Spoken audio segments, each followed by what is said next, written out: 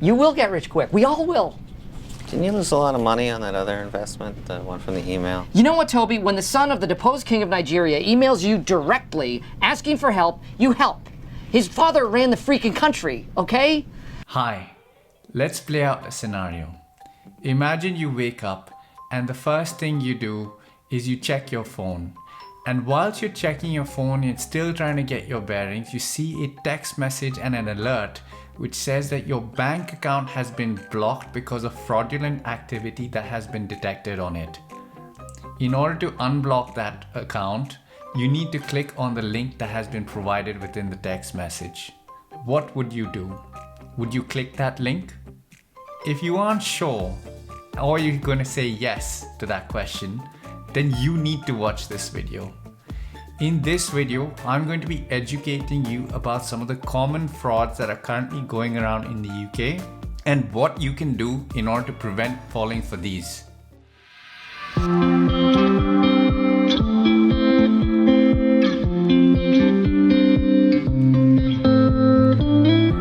Hello and welcome to The Nimble Nomad. My name is Arjun and this is the channel where we talk about money and investing related tips, tricks and hacks to survive and thrive in the UK. In case you're new here or this is the first video that you're watching, I would really appreciate if you can hit that like button and subscribe to my channel.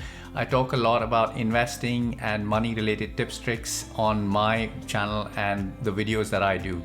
Now with that, let's get into the main video. You mailed in my company a postcard a few weeks back requesting information on penny stocks that had huge upside potential with very little downside risk. Does that ring a bell?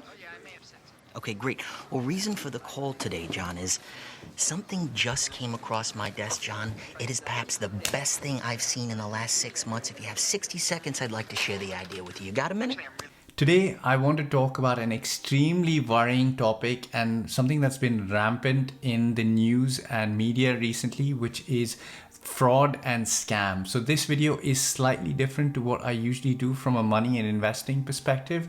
But what I do want to make people who watch my videos aware about is the number of scams and frauds that are going on. So in today's world, especially with the prevalence of digital services and more so with the stay-at-home orders that we currently have in the UK, I think people have become more and more reliant with using online services and accessing the internet for day-to-day tasks.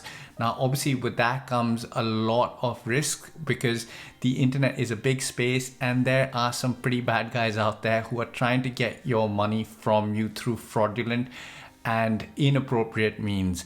So in this video, I actually want to go through some of the common frauds that are currently prevalent, something that I have personally had experience with, and tell you how to avoid these.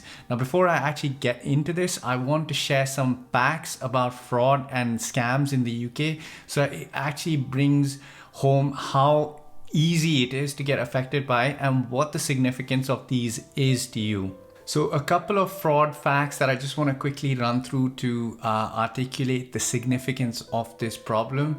So last year, UK's National Fraud Bureau reported that £373 million was lost through scams and fraudulent activity in the UK. Now, of that 373 million, on average, a first-time victim of fraud would lose on average about £6,000. And if you were to lose money because of more than one fraud, then on average, the person lost £21,000. Now, that is a lot of money. Now, the other fact that the dataset actually says is that last year, 24% of the people who reported frauds fell within the age group of 40 to 49 years of age. Now, this is really important because I know that a lot of people who watch my videos are within that age range. So I really want you to, be aware and make sure you make note of some of the points that I'm making in this video.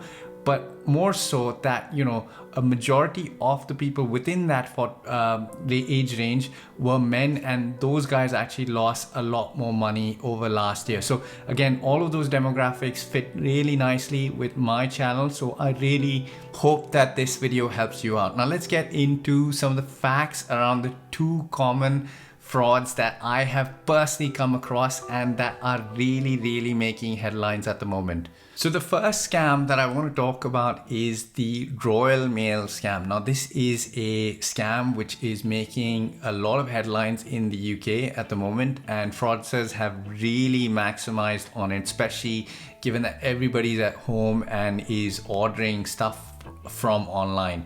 So basically what happens in this scam is you get a text message, and the text message usually lands up on your phone late in the night or early in the morning, so that when you wake up it's the first thing that you see, and it's something that you're still trying to get your head around, and you start entering the details. So basically what happens is you get a text message, and the text message says that you need to pay £2.99 in order to collect a parcel from Royal Mail.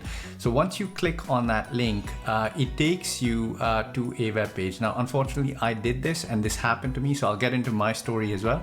So it takes you to this web page which looks really authentic. It looks like it's a Royal Mail page. Even the name says royalmail.com.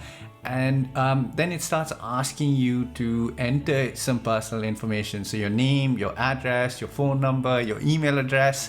And once you've entered all of this, then it takes you to the bank payment details. Now, I personally did not enter this, so this happened to me, and I entered, unfortunately, some of my personal detail.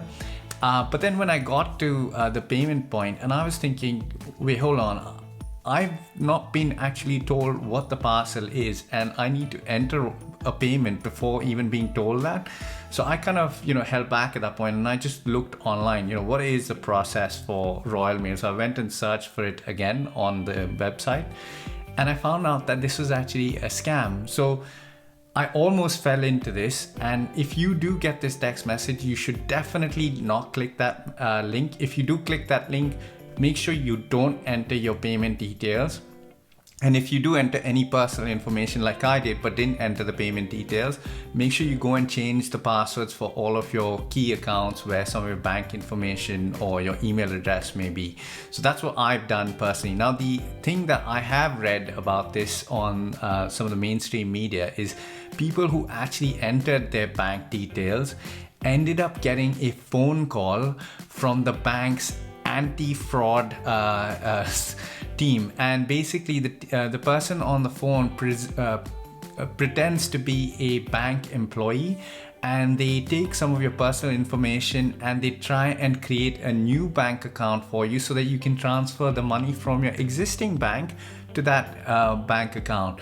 Now people who actually fell for it ended up transferring everything, and they even ask you to transfer your overdraft if you've got one. So it's ridiculous. So they're trying to squeeze every single penny from you. So make sure that you don't click on that link, and if you do get any phone calls after, if you've fallen for this scam, just ignore them and don't do anything, and just make sure you go and change all your passwords. Now the second scam that I have also been contacted about but did not fall for was the HMRC fraud scam. So it's basically what happens is you get a phone call, and the phone call is with an automated voice message, and the automated voice message says that a tax fraud has been detected against your name, and if you disconnect this call, then you will be arrested immediately with a warrant from the court. Now obviously that's really worrying, because you're getting a phone call saying somebody's going to arrest you for tax fraud, especially if you haven't committed any tax fraud. And it says that at the end of the message, you need to press 1. So when you press 1, it connects you to a contact center. Now, obviously, I'm going to talk about my experience. So when I got this call, I kind of went with the same reaction. I was like, I've never done anything wrong from a tax perspective. So I clicked 1, and then it connected me to a contact center.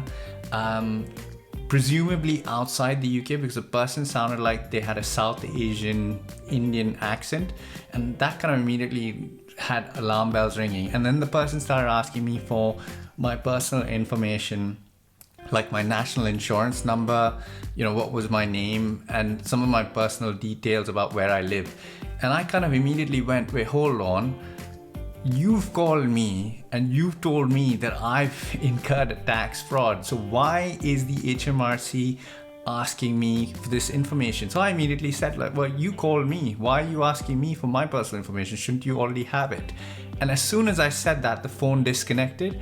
So when I looked it up online afterwards, I found out that this was another form of fraud where people try to get your personal information and harvest some of your personal data, like your national insurance number, and that can have some serious implications for you personally in the future. So again, there's a means and mechanism of reporting it, but again, if you do get any phone calls of this sort, you should just completely ignore them and just disregard them altogether. So that's a quick summary of some of the common frauds personally that I've had. There's others obviously as well, but let's now look at what is it that you can personally do if you were to receive any of these phone calls or emails or text messages. So obviously there's two main things that you should do. Number one is if you get a text message or a call or an email asking you for any sort of payment or personal data without any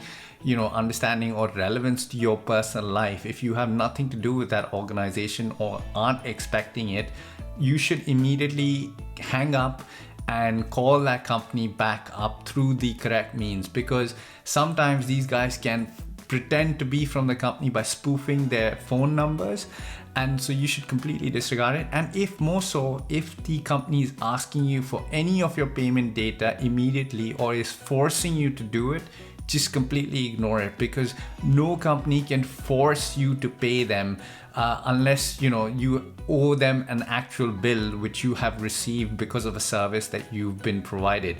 So you should never fall for that. And then the third thing that you can do is, if you are being subjected to these messages or emails or phone calls on a consistent basis, there are means of reporting this in the UK. So what I'll do is, rather than talk about this, I'll add link of relevant information in the description below so that you can go and access this. There's a mechanism whereby if you're getting fraudulent text messages or scam messages, you can report that to your network provider.